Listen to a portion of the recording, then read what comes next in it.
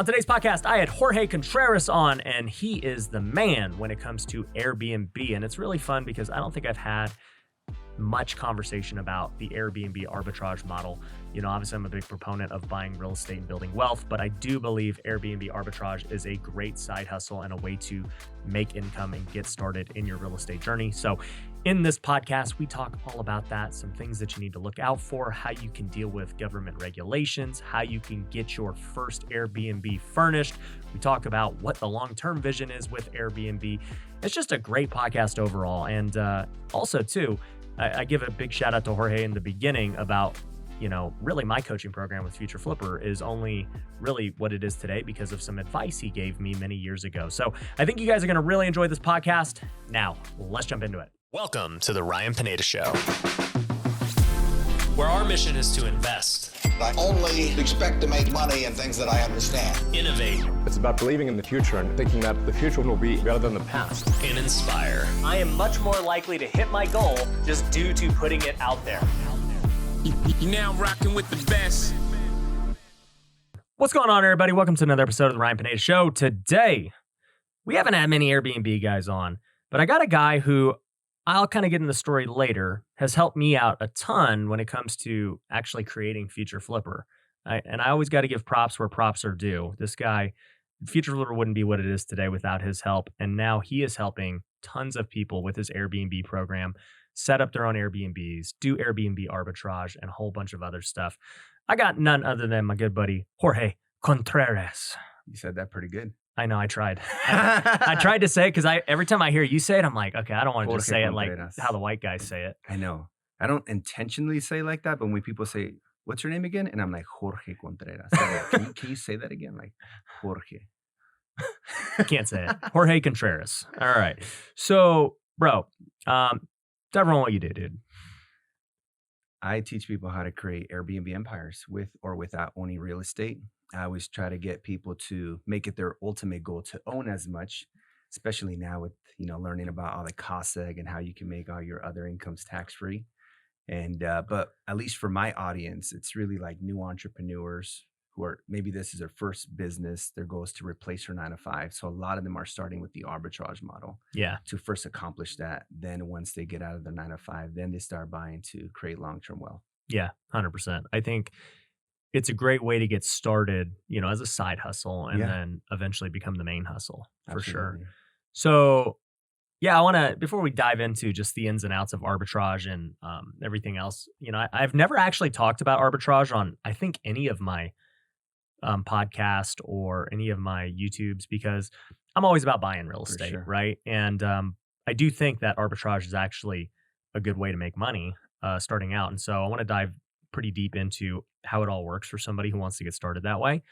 But before we do that, you know, I kind of mentioned that you helped me out with Future Flipper. Yeah. You want to kind of tell a little bit of the story? I'll give my version. Yeah, definitely. So I started my coaching back in like 2018, and I was selling my courses on Udemy for like $10, $15. I had no idea about this high ticket stuff, and nobody was buying it. It was because you didn't own your marketing. You never collected emails and all that stuff. Basically, you create the course and they do the marketing for you. And then I came across this high ticket stuff, created some really good success, and then you know, created a multiple 7-figure business. And in 2019, I started doing a little bit of one-on-one coaching. And I saw on one of your stories, you had mentioned something about coaching, but I could tell that you didn't really have a coaching program yet. I think it was like early 2019. And that's when I reached out to you and I said, "Hey man, are you looking to build coaching?" And you're like, "Yeah, I don't think you really wanted to do coaching." You were like, "Yeah, I'm not really into the coaching and courses stuff. You know, I just got my flipping business." And I said, "Well, if you know, I think we ended up getting on the call. And you're like, "Well, I don't think I really need the whole coaching. I just have a couple questions." Mm-hmm. And so we got on a call and I just started answering a bunch of questions through DM. You're like, "Well, how do you do this? How do you do that? Mhm. And what about when this comes up?" And it kind of just turned into that. And I remember around that time, you had done an event in Big Bear where you charged like $5K and you had like, I don't know, 15, 20 people. Mm-hmm. And I was like, you know what? I don't need to charge Ryan. I'm sure in the future, somehow we can, just support each other. And Yeah. we just left it at that. And so Mhm. it kind of just became an open way of supporting each other type of thing. Yeah. You know, to give some context to everyone, I started Future Flipper back in 2018. That was when I made the LLC and stuff. I wrote my book, I made the course, my first course ever, and that was it. I was like, that's good. I wanted things that were automated where, hey, if people want the resources, they can go buy them, but I'm not like promoting them or trying to sell them. They're just there. And, I had my first event at the end of 2018, 10 people. It was $3,000. It sold out in 48 hours and it was great. I was like, wow, that was cool. It was a fun day at my office. People got a ton of value. And many of those people today are like either employees or partners with me. It was weird how all that happened.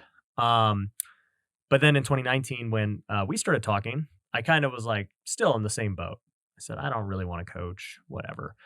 And towards the end of 2019 was when I think you reached out to me. And I remember vividly because you were an Airbnb guy. And I was actually at my Airbnb in Big Bear when we took the call. And you were like, hey, Ryan, at the time, maybe I had like 10,000 followers or something on Instagram.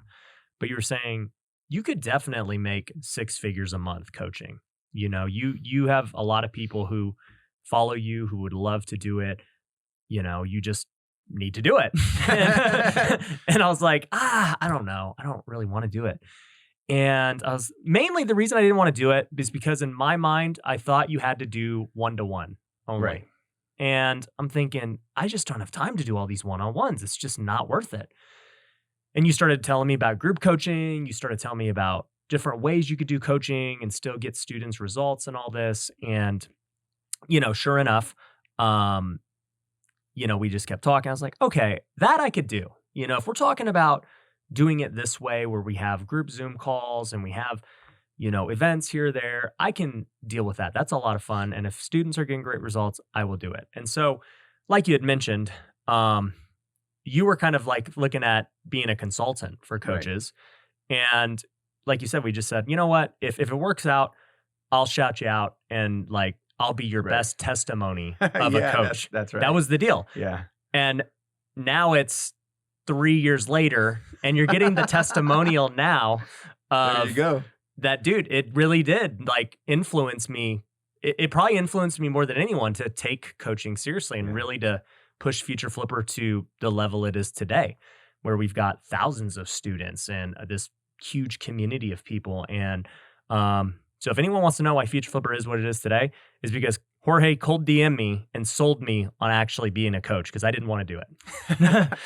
Yeah, I love it, man. Yeah, it's crazy to see how much you've grown. And of course, your social media and influence. And now you have this massive community of life changing. I've been networking with some of your students in LA, and it's crazy how much success they've had all because of Future Flipper. Their lives have completely changed, 180 degrees. Yeah. I mean, obviously what I'm saying is you played a role in that. And it's cool now because both of our coaching companies have grown tremendously since that time. And they're both getting students results and it's amazing to see. And now we can have higher level conversations about, okay, how do you get to the next level of it? Because now it's a totally different game, versus when I was like, man, okay, how do I even start this thing? Now I'm like, how do I scale this thing and still get student results and everything else? It's powerful. Yeah. So anyways, that gives some context to how Jorge and I met. Let's talk about this Airbnb thing. Before going into how you actually do it and all that, what's been your experience with Airbnb? How did you get into it? Yeah, great question. So I started buying real estate in 2012. And then in my previous business that I started when I was 15 years ago, I was a professional dance instructor. So I used to teach bachata. You ever heard of that dance?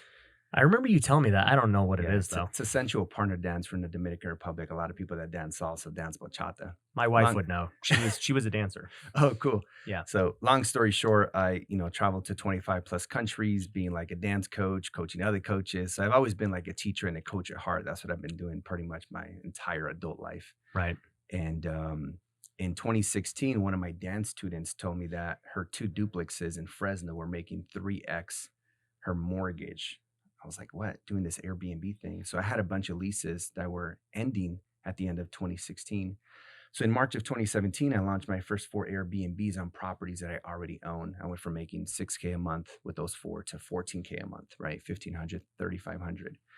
And at the time, I was kind of like stuck in this dance business where I was running the business like a job, trading time for money. And I'm like, man, I was running this nightclub. I had these 2 dance festivals, 3,000 plus people, but I was up till like 4 a.m. almost every day, working like 14-hour days. Crazy. And I ended up just really overworking myself because, I believe we're always doing things in order to validate our beliefs to be true. And one of my beliefs back then was that hard work equals success. And so I was basically working super hard to create, quote unquote success.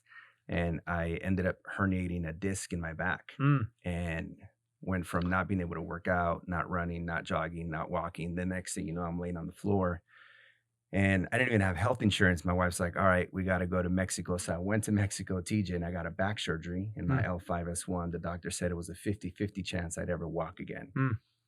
So that happened in 2012. And I was like, man, I need to figure out a way to make an income where I don't have to be like trading time for money. And that's where this whole passive income thing was born.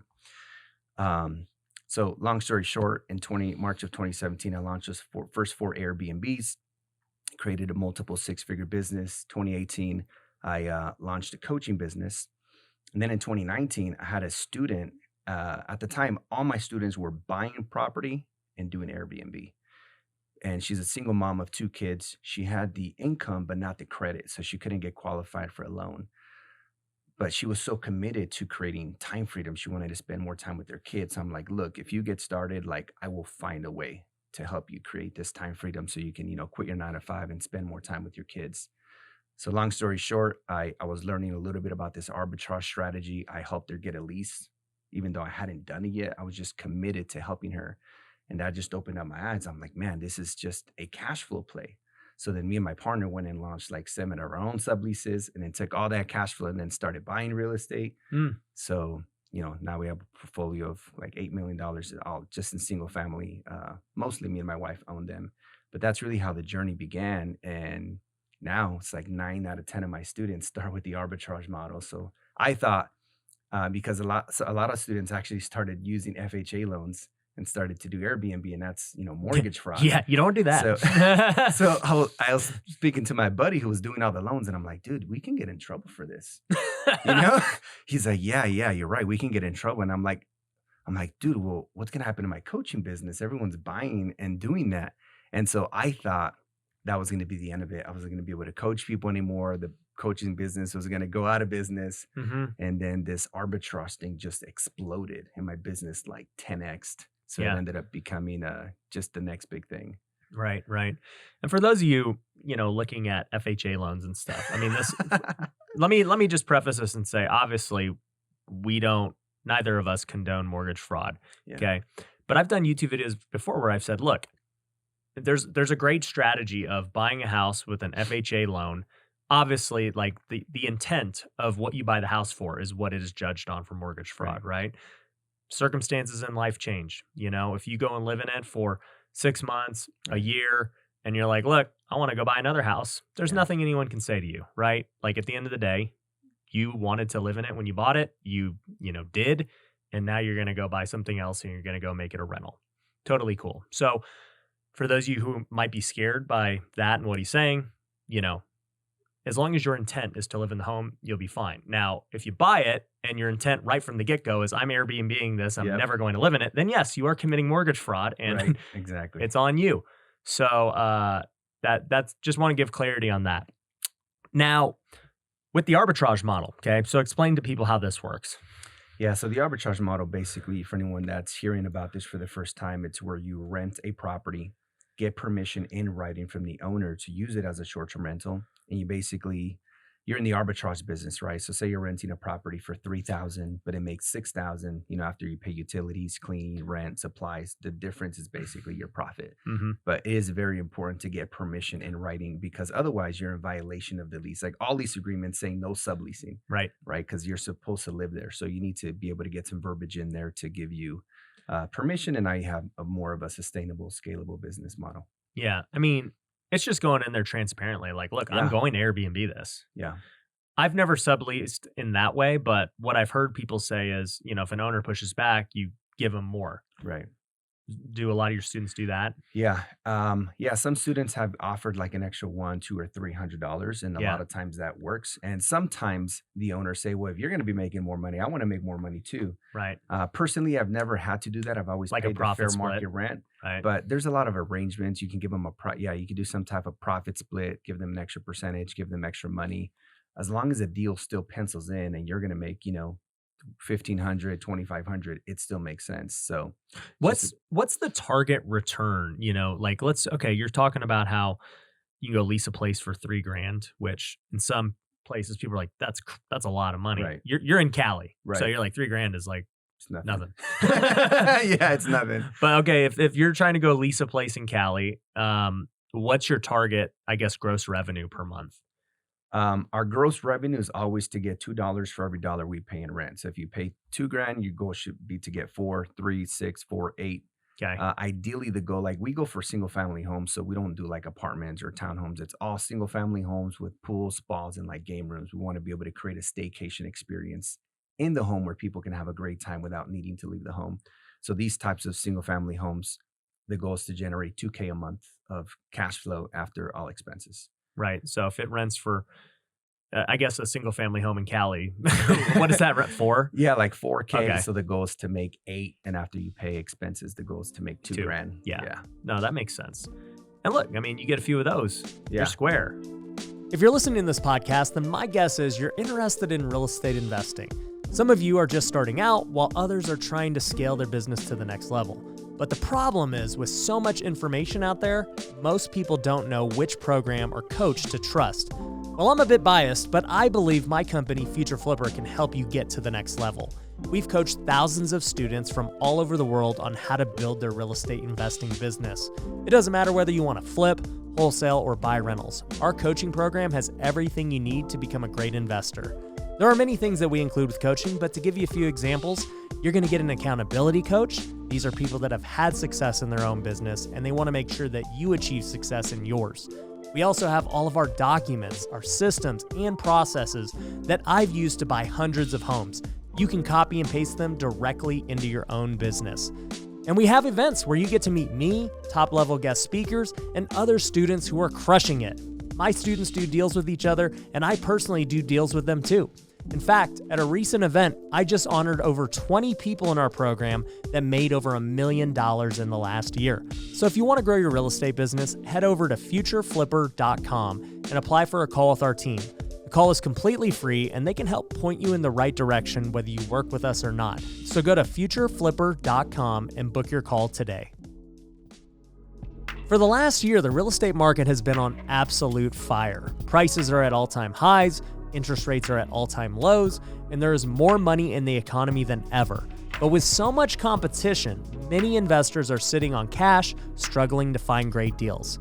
If this sounds like you, then you need to invest with Pineda Capital. With my network and social media following, we get access to the best real estate deals all over the country. And if you're an accredited investor, you can invest with me on those deals. In fact, last year we purchased a 334-unit apartment complex in Georgia for almost $20 million. We expect it to be worth well over $30 million when it's all said and done. Our goal with each deal is to build in so much equity from the beginning that we're able to refinance our investors' cash out and own the properties together with little to no money into the deal. And the best part is, you don't have to do anything. Our team will find the deals, handle the renovations, get them leased, and eventually refinanced or sold. All you have to do is provide the capital. So if you want exclusive access to our deals before they hit the public, go to pinedacapital.com to schedule a call. We can put your money to work today to start getting you great returns. So go to pinedacapital.com now to get access to our deals. So with that being said, what are some things to look for with this? I mean, I imagine you don't want to be in HOAs. Absolutely. The only place I've seen that's like HOA friendly is like Florida, most of Florida, but almost anywhere else, you got to run. I feel like HOA communities are like, which is not very friendly towards short-term rentals. They make their own rules. Yeah, which is why you stay away from apartments and condos and those things. Right, because even if the city says you can get a permit, the HOA can say, well, we don't allow it, period. Mm-hmm. But there's really like three main components. It's data, regulation, and the contract, right? So when it comes to the data, it's like looking at comps. So we use AirDNA to look at projected revenues. We use MashVisor to look at current revenue and occupancy of any Airbnb in the US. AirDNA works worldwide. And that's how we know if there's a lot of potential, if there's already properties making the expected returns that you want. Right. And then 2, which is also very important, it's probably the first place I would start, is regulation, making sure that the city would allow you to get a permit. Vegas sucks, man. I'm sure you get Vegas students sucks. in Vegas all the time that are just like, what do I do? They're like, I want to do it in Vegas, but I can't do it in Vegas. And I know for a while I had a ton of students in Henderson, but now it looks like they're doing this lottery system. So it's impossible. So difficult. Yeah. It's basically like impossible. I spoke to the Bokley brothers? Bokley brothers, yeah. And they have like 5 properties that they're going to sell because they can't do it anymore. Right. So yeah, regulation is super, super important. I used to go into a lot of areas where you didn't even need a permit, but then when and if they implement a regulation, it could totally be out of your favor, kind of like Henderson. So right now I feel the safest place and the only place people should go is where you can get a permit, where it's regulated. They say, get a permit. Here are the rules. Just follow the rules. Just follow the rules. I can say that too. So I have my Airbnbs in Big Bear. We have 10 units, and we just have had issues over issues whenever we don't follow the rules. Like I've been fined $8,000, like on a fine, On one fine? On one fine. Wow. Multiple times. Wow. And some were justified, some were not. But even the ones that were not, it's still the way they do it. They're like, you have to pay your $8,000 and then you can appeal. Right. That's crazy. I'm like, this is stupid. And it was totally unjustified. Guilty until proven innocent. Yep. Terrible. And I think on the big fines, we've always gotten them back, but I've gotten little fines, $1,000, $1,500 for, dude, I don't even know. I can't even remember. Like, but what's happened with Big Bear, and this is what someone needs to pay attention to too, is like, what is the trend of regulation doing too? Because when I first got into Big Bear in 2017, it was very different than it is today. Right. Like they're trying to go harder and harder and harder and limit. It seems like everyone wants to limit. Right. What do you think about that? Like what's the play for Airbnb long term? What do you think these cities and regulations are going to do? I think a lot of cities, what I'm seeing right now, there's a couple cities that are doing something similar where they're doing these lottery systems, and they're going to give X amount of permits. So for example, in San Diego, they're going to allow 1% of all inventory in San Diego to be a short-term rental. But if you're on the beach, which is like Mission Beach, 30% of the inventory can be short-term rentals. Long Beach did something similar, LA, Anaheim. So I think a lot of cities are going to say, all right, I'm going to allow like 1 to 5% or 1 to 3% of inventory. Because I understand, if you're in a residential area, they don't want all the properties to be short-term rentals. And then, it'll just make the housing shortage situation even more challenging. Yeah, it's tough, man, because I'm trying to look at it from an objective point of view. And I've thought a lot about this. On one hand, as a capitalist, I'm like, free market. Absolutely. Whoever wants to buy it, buys it, that is what it is. On the other hand, I think about quality of life of people, and I agree. If you have a house and everyone around you is Airbnb-ing a property, it's like, you probably don't want to live there, right? Yeah. But then I think about it and I say, well, okay, if you did allow capitalism to do what it does, and that does happen in certain neighborhoods, well, you can sell, you can move, and go to an HOA where there's no Airbnb allowed, period. Right. And that's kind of how I'm starting to think about it. I'm like, nobody makes anyone live anywhere. If you don't like that everything around you is turning into rentals and Airbnbs, move and go to an HOA where it's totally not allowed. Yeah, I think what recently Airbnb implemented a new policy where they're like banning all types of parties, which is great. We've never allowed parties or events, and we have like quiet hours and all this stuff because these are the people that disturb the neighbors anyway. So we really cater to like professionals, nurses, corporate housing, people that are using our properties to relocate if they had some type of damage. We've even had people, government bookings for people that were seeking like political asylum from their country, just all kinds of stuff, but people that really just want to have a party, like we've always been against that. Like we don't like it. We know it's not good for the neighborhoods. We want to create good for your property. Relationship. Exactly. It's not good for your property. So now that they've banned that, and now you have, in a lot of areas, you actually have to be 25 or older to book on Airbnb, which I think is great because most of the time people that throw parties are under The 25. idiots. Yeah. Yep. No, it makes sense. Well, and that's good that it's legal that they can do that. I mean, I guess driving a rental car is the same way. Yeah. So what do you do? Okay, let's just say you're doing arbitrage, right? Most of the leases are a year. Right. How do you get around that? Because you spend all this time and money furnishing it. Yeah. Like, and then they're like, yeah, you know what? Yeah. We don't want you. How does Yeah. that play out? Yeah, it's a good question. That can definitely happen, right? Somebody might want to sell their property, they want to move back in, or they want to do something else. There's also a lot of landlords, right? Being a landlord yourself, maybe you can agree that once a lease is over, you don't want to have to do some, renovations, take it off, off the rental market, put it back on the rental market, miss out on one or two mortgage payments. So for us, as long as we've taken care of the property, had a great relationship with the neighbors, we've renewed like 100% of our leases since we started the arbitrage side 3 years ago. And so that's worked out really good. And a lot of times these landlords, they do want to secure a 2-year lease or a 3-year lease just because they want to secure their tenants too. So I think there's always going to be both sides. Some people that maybe want to sell, some Right. people that want to just continue. And I think it's just going to be a numbers game like all real estate. Yeah, I was just wondering if maybe you were wanting to sign 2-3 year leases just because you're putting all the furniture Right. and all this into it. I would absolutely, and I have done it before, and I think it's better. You don't want to. It's obviously a lot of work when you're launching an Airbnb, especially when you're getting started and you're like that 9 to 5er, and you don't have a ton of money to have somebody just launch it. Like I literally will find a property, and my team will do everything all the way to listing it for me.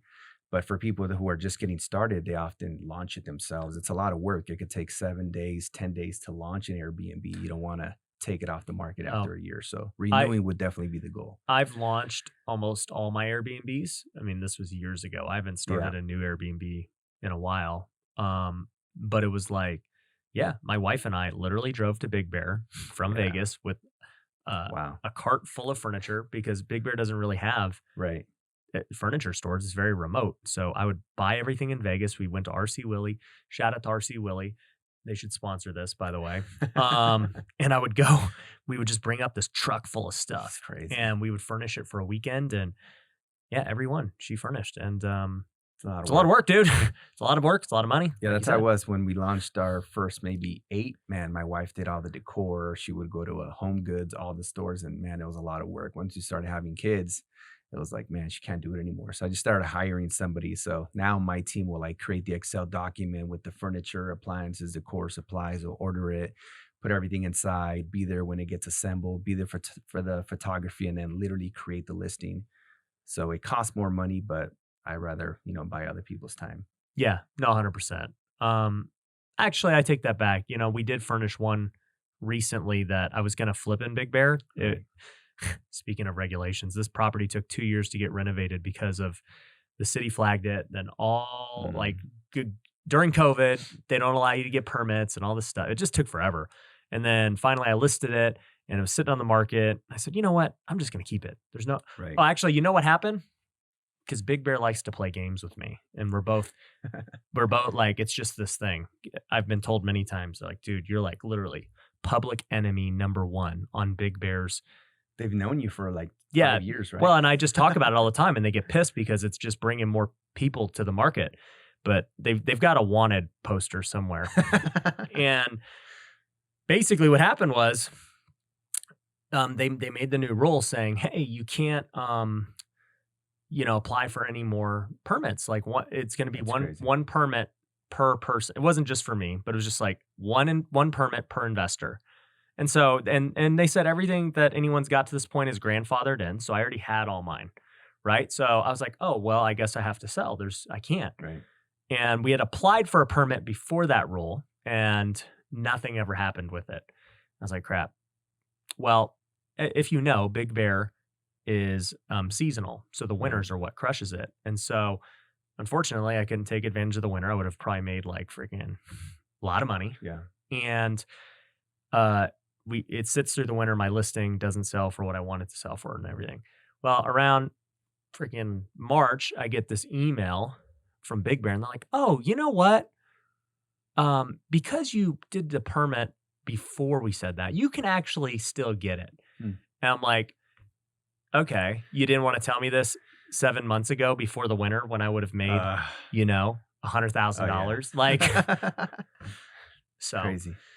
that's what I deal with. But anyways, I don't even know why I told that story. Oh, the reason I told that story was because once they said we could do it, we applied, and I was like, I'm not going back up there to furnish that thing. So I sent someone else, and There you go. it's good. That's the way to do it. Just delegate it.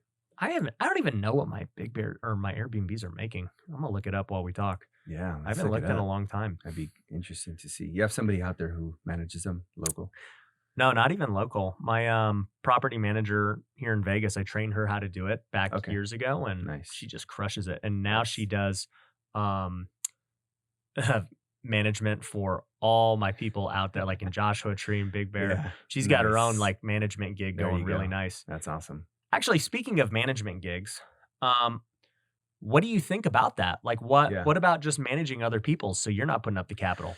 Yeah, I think that's, there's really three ways, right? Of course, you could buy them, you could do the arbitrage model, or you could just start a management side. And I think that's a great way for someone that maybe doesn't have their own capital to get started. So like, let's say I don't have any money and you have the money. So you start the Airbnb, I manage it for you. Maybe I charge 10, 15, 25, 30, whatever we arrange, 20% of the gross revenue. If the property's making 10K gross and I make 20%, hey, that's 2K a year, 2K a month, 24K a year. So I think it's a great way, right? It's just about finding creative ways to, get your feet wet, get started, and then you can reinvest your own money to just get into arbitrage or purchasing. So I think it could be a great gig for someone just starting out. Yeah. What would a manager make? Sure. Yeah. Well, first, the three operations, right? People are like, what does that entail? What are they going to be responsible for? Well, there's really three operations in the Airbnb business, no matter if you own it, sublease it, or manage it. You're going to oversee cleaning, maintenance, and communication. So they'll be overseeing those three things. And the only two people that ever need to be there in person, right, is whoever cleans it and whoever does maintenance from time to time. All the communications, just like your manager, can be virtual. So they could literally be anywhere in the world and run the business. But I think 20% is probably a good place to start. So it would just be 20% of the gross revenue. If the property is making 5K a month, then that's 1K. If it's 10K, then it's 2K a month. But then they can continue to just, build upon that. And the great thing is, as a manager, they're not going to have any expenses until they start hiring people to be able to grow. But if they're just managing 3 or 4 or 5, they can do it themselves and it'll just be all profit for them. Yeah. So I'm looking at the numbers now. In the last 365 days, we've had over 2,000 nights booked, 489K in revenue, 91% occupancy. So really high occupancy. The average length of stay is 2 days.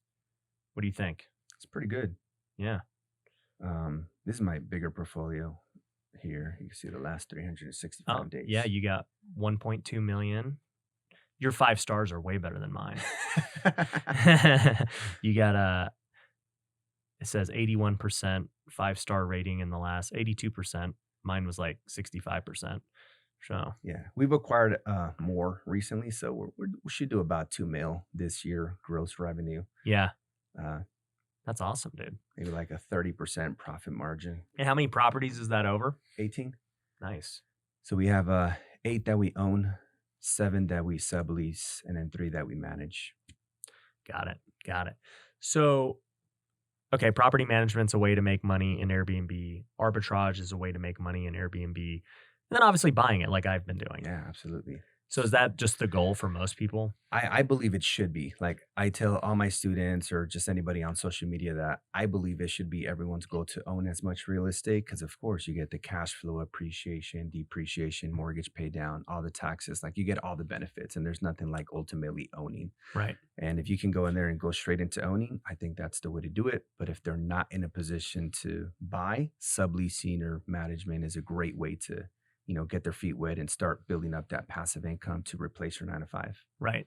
No, totally agree. I think, look, I'm a big proponent of doing everything to increase your active income. And so whether that's wholesaling real estate, flipping real estate, arbitrage, becoming an influencer, doing stuff in e-com, doing stuff in any kind of skill set, couch flipping, I'm down with all of it.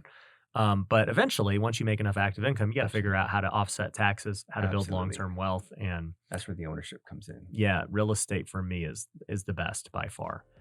Most people want to get rich at all cost. They make sacrifices with their family, their health, and their faith, all in the pursuit of money without even realizing it. But what if I told you it doesn't have to be that way? What if you could grow your wealth in all areas of life? Well, it's possible, and that's why I created The Wealthy Way. It's a community of people striving to grow together in all areas. And we have multiple tools for you to use that are completely free. You can get access to the Wealthy Way Planner, where you can set goals and hold yourself accountable on a daily basis.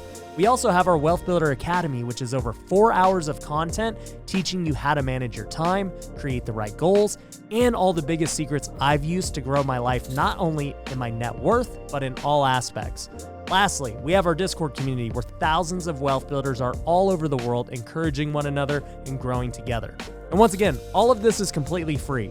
There are no upsells, there are no hidden catches. For me, this is a passion project and I want to build a community of like-minded people. So if you want to start living the wealthy way today, go to wealthyway.com. There you can get all the free resources like the course, planner, and Discord community. So go to wealthyway.com. So what do you think? This is something I'm wondering about, and this is a selfish question since I'm getting ready to move into a new house, maybe one day if it ever gets done. You know, I'm looking at moving into a new house, and my old house is, well, not my old house, my current house is Right. perfect for an Airbnb. It's I a got, beautiful house. Yeah. yeah, I got a sick pool, The basketball court. basketball court, a movie theater, everything's sick, Yeah. and no HOA. Right. So the problem is Las Vegas is not sick with Yeah. Airbnbs. They won't let me do it. It would crush as an Airbnb. My question is, have you done corporate rentals and things like that? We have, but it's still through the Airbnb platform. Okay, And you could set a 30-day minimum. right. And so we've gotten a lot of, I think being here, being in like one of the entertainment, capital of the world, and, with all the sports and stuff, it's likely that you could attract some, athletes or actors and things like that are willing to pay, let's just say double the fair market rents. And if they paid that, like, let's say the fair market rent, there's $3K. If you got $6K a month, I mean, that'd be great. You just would have to set it up as a 30-day minimum. Right. And I think that could be a great way to test it, because it could be something that once you do 30-day plus, you could do that anywhere, right? It's not considered short-term rentals anymore. 100%. So you don't have to worry about regulation. Even You with don't have to worry HOAs. about permits. Yeah, Yeah. even with HOAs. So that would be, I think, something great to test, especially with the quality of the property, the quality of your neighborhood. I've seen the YouTube videos where you show the neighborhood, these multi-million-dollar properties across the street. Great, something to test the waters on. Well, and the only reason I'm thinking about it, so, I've got a good sized rental portfolio here in Vegas. None of them are Airbnb or corporate rentals because I buy them just normal. And I'm Right. like, I don't really care. I just want to keep them for the long haul. But my house is already furnished and Right. like ready. I'm not Right. going to take the furniture with me. Absolutely. We got all new. So I'm like, I might as well just Yeah, rent it this way. it'd be great, Wayne. Test the waters. Yeah, if you guys are listening and you want to just like see how this goes, comment below, because I honestly, just even for content, like let's Yeah. just see Yeah. how it rents Just out. test it out. Yeah, my mortgage is, I want to say 4,500, and so, I mean, me looking at it, that thing's got to get at least 10,000. Yeah. I don't know. What's 10,000 divided by 30? It's like 333 a night. That's cheap. Bro. Yeah, How many bedrooms, bathroom, square footage? 3,000 square feet. Bro. What should it get? What do you think? Dude, It's that- by the strip, so dude. I mean, I would put it up probably for like 400 a night, yeah. just to make it like attractive, because then it's only 12K a month to have a luxury, furnished, beautiful home in a great neighborhood. And Sounds my like a my deal. mortgage is 4,500. Dude, I'll make a killing. you'll hit that rule of making $2 more, $2 for every $1. It'll be you pay. 3x almost. Almost 3x. Yeah, it's like Yeah. 2.5 times. Yeah. All right. Well, guys, I'm gonna do it with the caveat of if my house ever gets done and I move. So we're gonna make YouTube on it. Just see what happens. Yeah. It'll be cool. And I'll More pick your brain on it because I mean, obviously I've done Airbnb, but corporate rental side I've never Yeah. done. Have you seen these websites and just different things where you pursue the corporate rentals? Like you try to go to these companies that are like relocating people and all sure. that. Not too much because they all come through Airbnb. So like I've had a ton of relocation, when I mentioned the government bookings for political asylum, um, the corporate bookings, and they all come through Airbnb because that's where all the inventory is, right? That's where the majority of the market share is. So again, I think just putting it on Airbnb, I think that the best marketing to do for Airbnb is having a marketable property in a great location. Your property's in a great location, it's marketable, and I think you will attract those bookings through the Airbnb platform. Now, there is websites like corporatehousing.com, which is for corporate bookings. And then there's Furnished Finder, which attracts nurses who are traveling for work. And there's a ton of them out there. And I think it'd be great to get your assistant to put them on all the platforms and just manually adjust the calendars and block whenever it gets booked somewhere else. But From yeah, what you're saying, it's like Airbnb is enough. It will just get all those people it has anyway. been for me. I don't have websites. I don't have I don't do any social media for the Airbnbs. It's just, I feel that having a marketable property in a great location is the best marketing. Yeah. Yeah. And you're going to get better tenants too in Absolutely. those ones. You Yeah. know, like people aren't going there for one night to party. It's like, And yeah, I want to live here for the next 30, 60 yeah, days. the people who are paying $12K to stay for a month, they're not going to not take care of your property. hmm You know, you're attracting more affluent people. Well, and it just makes the management way easier. Absolutely. You don't have to There's do no turnover. cleanings. Yeah. So it could be that perfect hybrid model between short term and long term. Yeah. Then, whenever you have some vacancy on some of these multifamily deals, you could test out this corporate model for 30-day plus too. Yeah, it's true. But if you own the entire apartment, Right. like Sure. who makes the rules? Yeah. You know, I've actually had people say that with just different deals. You know, Yeah. it's harder with a giant complex to do Right. this, but like, yeah, this is going to be, I'm buying this 10 unit apartment, 20 unit, and I want to make Yep. them all Airbnbs. I'm like, that's totally possible. Yeah. You make the rules. You've got Yeah. if you're just running a mini hotel Yeah. at that point. Exactly. Yeah. So I think that's cool. What are some things people need to look out for with Airbnb that maybe aren't so apparent right away? I would avoid properties that are on main streets. Personally, I've had them before. I've owned property that were on a main street and we got a lot of complaints. Families didn't feel safe, their kids playing outside when there's like a main street. Plus, it's really noisy, a lot of dust. So I would avoid properties on main street. Personally, I don't think they're good to just hold in your portfolio long term anyway. So I try to really stick to nice residential neighborhoods where it's just safe for the kids to play outside. And something that could be overlooked is having properties that are near a train track.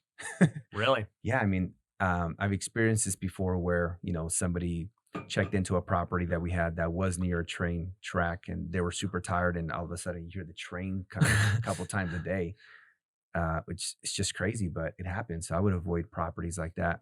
The other thing, especially on the arbitrage side, you got to make sure that the property's renovated because you're not going to renovate a property that you don't own. I don't feel like that really makes sense. Especially like what if you do only have it for a year, right? You don't want to invest capital to something you're not going to own long term. So if you're in the arbitrage strategy, make sure the property's renovated. Super important. The other thing is, I believe that when people book Airbnbs, it's really for two reasons. One, let's say you're hosting, the Future Flipper Mastermind, and someone stays at an Airbnb only because it's close to the event. And the other reason is because they want to have an experience in the home without needing to leave the home, right? That's what I call like a staycation experience. That's why our properties actually did good during the pandemic because they had a lot of most of my properties, all my properties actually have pools, spas, game rooms. Yeah, I like it. And so if you could do both where you're in a really good location and be able to create a staycation experience, those are the best types of Airbnbs. Yeah, no, 100%. What do you suggest these people do who are just trying to get started, right? Like, how did they furnish it? How much should it cost? All that stuff. How do they go about it? So it's funny when you talk about balance transfers because my last job was at B of A back in like 2008, and I was a mortgage banker. So I would help people with loans, purchases, refis, HELOCs. But when people wanted to apply for credit cards, we'd always do these balance transfers, right? For anybody that doesn't know, that's where you transfer money from your credit card into your checking account, Mhm. typically at 0% interest for 21 months. And I think that's a great way to leverage, OPM, the bank's money, Yep. to then pay for the first month deposit and even for the furniture, and just take the cash flow from the Airbnb to pay off the credit card. And it's like you never had to use your own money. Yep. That's super powerful, right? This is truly how the wealthy operate. Like we still don't use our money, even though we have it, because you just can do infinite amount of projects. Right. So I think that is something that people should look into. So if they can get a personal loan, a business loan, a balance transfer, private money, or bring in a capital partner. Right. No, I 100% agree. I think the balance transfer is a great tool. It's obviously how I got started flipping houses. Yeah. I recently, not recently, but I heard about it within the last year of a website called Plastic, which is really cool. For those you don't know, I think it's spelled Plastiq. Plastic should also sponsor this podcast, They should. but essentially they'll just give you cash for something. Like, so you just put your credit card in for whatever, it's 10 grand. They'll charge the credit card and then you can send cash to wherever. So it's crazy. Really? I'm going to look into that. Yeah. Yeah. Check it out. It'll Plastic. Yeah, Cool. it's a great resource for students, great resource for, house flippers too. If you got Yeah. credit cards and you're like, man, I got to pay my contractors, or, I've got, I need some more cash for a down payment or something, and you've got a big line of credit, you can use Plastic. They're going to charge you a fee, Right. but But they give you the cash. yeah, That's awesome. That's legit. That's awesome. I like that. That's a great way to leverage credit cards. oh, 100%. And I'm surprised it took this long for a company like that to come out, because when I was first, got into flipping houses, what I did was, I ordered all these credit cards. I did a balance transfer on many of them, but there was like one that didn't have a balance transfer. It just wasn't a thing. And I was like, you know what? I'm just going to start a PayPal account and I'm just going to PayPal myself money. Like, I'm just going to pay myself. And that was what I did. I didn't even know it was like against their terms. And then they flagged my account. They're like, dude, you can't pay yourself, with funds. I'm like, what do you guys care? You made your freaking like percent. Yeah. But I got the money, but they shut down the account. Wow. So, but Plastic solves a lot of that. That's awesome. Yeah. I think that's great. Yeah. Anytime you could leverage money to do more deals, that's just great. Because again, at some point, it doesn't matter what you're doing, right? Wholesaling, flipping, Airbnb, at some point you're going to run out of money and then you can't do deals anymore. So I believe everyone should really make an effort. Like, how do I leverage other people's resources? Yeah. No, 100%. So I think, obviously we talked a lot of stuff about Airbnb. Obviously you have your coaching and everything else. And I think, we're going to film some stuff for an upcoming webinar you have that kind of goes a lot more in depth about how somebody can get started. When is that webinar going to be? We do them once a month, so it'll be every month going on. But for the next one, it'll be around the September 22nd, September 20th, whatever that Tuesday is, and then we'll be doing it every month. Yeah. Let me look on my calendar right now. So it's going to be on this whatever Let's see Tuesday here. of September. So September 20th. September Okay. 20th. So guys, highly encourage you guys. We'll put a link to it down below on this podcast to attend Jorge's webinar September You gotta 20th. roll your R, bro. Jorge. Yeah. September 20th for his webinar. It'll be amazing. But yeah, dude, look, I know there are a ton of Airbnb guys out there. There's a lot of ways to learn this business. I think it's a business that is going to continue to grow. Yeah. A ton of our students at Future Flipper, Airbnb. And, I think for me anyways, just having experience in it, the biggest thing is just for me, like the biggest headache has been regulation. Right. I think that's the first thing everyone should look at. And Sure. even if regulation's maybe not in your favor, maybe like you're like me, you're in Las Vegas and Right. it's like, you can't do it, period. Right. You have multiple options. You can say, well, I'm going to go to a market that's close. For me, I chose Big Bear because Right. it was a great market. But you could also do the 30-day plus thing. Right. And I'm going to attempt that. I know people in Vegas who are doing it very well. Right. But there's lots of ways to make money with this. And my prediction is that these cities will come around to it. Yeah. I think that it's just like with any tech, how everybody always fights. The status quo will always fight tech. It's like the taxis fighting Uber. Right. It's all the same. The hotels are fighting Airbnb. They will lose. Yeah. You cannot stop something that has that much momentum, especially when the city can make so much money. So much money. Dude, these taxes and It's everything. taxes, local businesses. Yeah, of it. it creates jobs. It's just a good thing for the economy overall. So I don't foresee cities being able to stop it. They can limit it, but it's going to, like, I envision Vegas getting more accepting as time goes on. Yeah, I think so too. Yeah. But anyways, dude, we're going to link to Jorge's info down below. We'll link to the webinar. We'll link to his Instagram and everything so you can go follow him. He's got really good content. Dude, I appreciate you coming on the show, man. It's been a blast. Thanks for the opportunity. Excited to be here. Yeah, bro. So guys, we'll see you on the next one. Make sure you subscribe. Peace. Thanks for watching the Ryan Pineda Show. If you want to work with me, head over to ryanpineda.com. You can find my courses, coaching programs, and upcoming events. We also have free resources you can download, so head over to ryanpineda.com.